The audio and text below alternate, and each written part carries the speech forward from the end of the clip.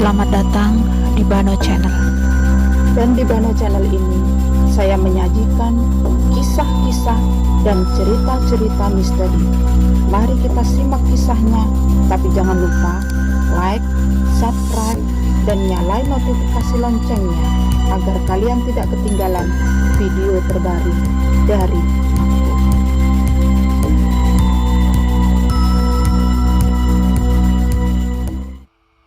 Pada kesempatan kali ini, saya akan menceritakan sebuah kisah nyata.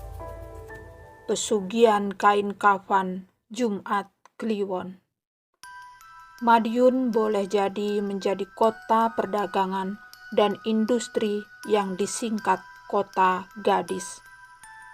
Namun cerita mistis tidak pernah hilang dari kota ini.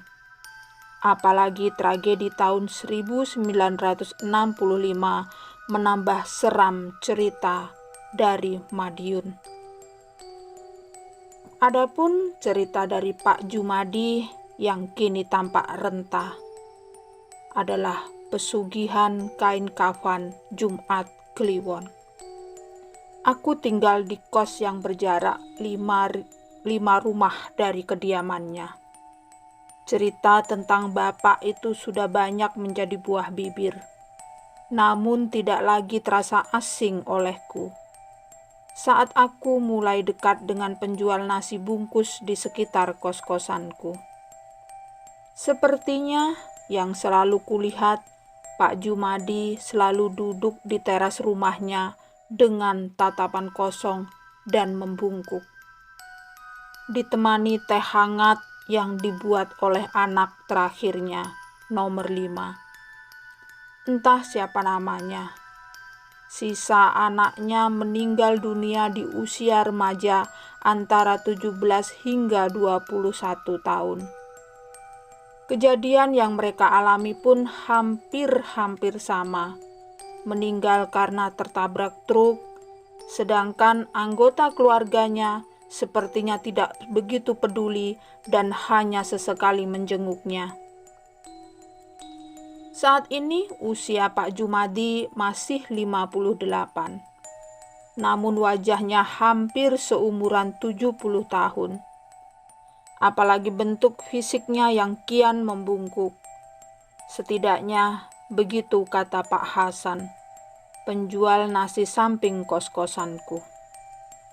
Kata Pak Hasan, Pak Jumadi tersebut mengalami keganjilan di penyakitnya. Menurut dunia medis, ia tidak mengalami sakit yang terlalu serius. Dan ada pula yang berkata, osteoporosis akut. Namun, penyakit tersebut tidak banyak diderita oleh pria, apalagi orang semuda Kang Jumadi. Hingga banyak yang menduga bahwa keadaan Pak Jumadi karena tingkahnya sekitar 10 tahun yang lalu. Dia mengambil kain kafan Jumat Kliwon untuk pesugihan dari pekuburan. Keadaannya memang berubah drastis. Dia hanya bekerja sebagai pedagang bakso keliling, tapi tidak lebih dari 3 tahun dia bisa membuka warung bakso di sekitar Jalan Dharma Wangsa dan 2 berikutnya di sekitar Stasiun Madiun dan di samping Lanut Angkatan Udara. Namun kurun waktu 3 tahun itu pula, dia kehilangan 3 anaknya. Kemudian disusul anak keempat dan istrinya 3 tahun berturut-turut. Pada tahun yang ke-10, ia seperti orang yang tak peduli dengan apapun. Ia hanya berkata bahwa ia ingin bersama anak terakhirnya. Di tahun itu pula, seluruh apa yang ia miliki seperti kena masalah. Warung pertama terkena gusur pembangunan stasiun. Yang kedua terkena angin puting beliung. Dan warung pusat tak ada yang mengurus. Tak perlu waktu lama, semua yang ia miliki benar-benar bangkrut. Selang beberapa hari, aku pun melewati rumahnya lagi, dan Pak Jumadi sedikit mendongak dan melihatku. Aku pun mengangguk dan sedikit membungkukkan badan, tanda berkata permisi. Namun dia memintaku dan melambaikan tangannya. Aku pun kaget dan menghampirinya. Tanpa basa-basi, ia pun menanyaiku perihal latar belakang dan keakrabanku dengan Pak Hasan.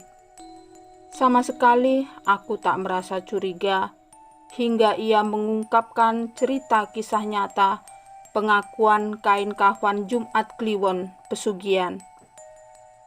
Meski ia telah bertaubat, namun masih ada konsekuensi yang harus ia jalani. Meski suaranya parau dan tubuhnya membungkuk, Pak Jumadi tetap lancar berbicara. Dia memintaku untuk melihat pundaknya, dan aku melihat warna kebiru-biruan seperti orang habis terkena pukulan. Dia memberiku pesan sebelum mengusirku bahwa jalani hidup seadanya lebih menyenangkan daripada mencari jalan pintas, karena pintasan selalu meminta konsekuensi. Akhirnya aku pun undur diri dan tak berniat untuk tampak Pak Hasan. Sewaktu berjalan, aku mengambil HP di saku. Naas, HP-ku terjatuh dan aku pun mengambilnya. Dari sekelebat di bawah selakanganku, aku melihat sesosok wanita yang ngangkang di pundak Pak Jumadi. Berjalan sok santai, aku pun segera pergi dan memutuskan untuk segera pindah kos-kosan.